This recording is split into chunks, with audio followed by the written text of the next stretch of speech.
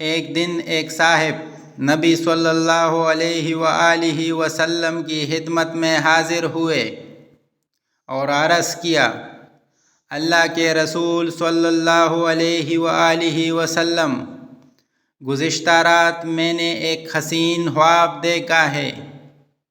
خواب میں کیا دیکھتا ہوں کہ میں آپ صلی اللہ علیہ وآلہ وسلم کی پیشانی مبارک کو چوم رہا ہوں۔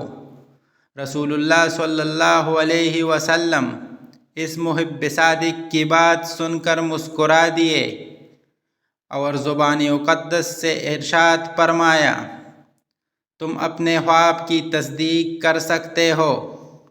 یہ جانثار آپ صلی اللہ علیہ وآلہ وسلم کا ارشاد سنتے ہی پرت محبت سے بےہود ہو گئے اور والہانہ انداز میں آگے بڑھے اور عقیدت و محبت سے رسول اللہ صلی اللہ علیہ وآلہ وسلم کی پیشانی مبارک کو چوم لیا۔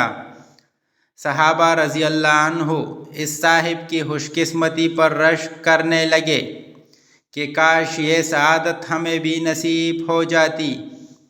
یہ بزرگ جن کو امام الانبیاء صلی اللہ علیہ وآلہ وسلم کے چہرے پر انوار پر بوسہ دینے کا شرف حاصل ہوا، اس کا نام سیدنا خزیمہ بن ثابت رضی اللہ تعالی عنہ تھا۔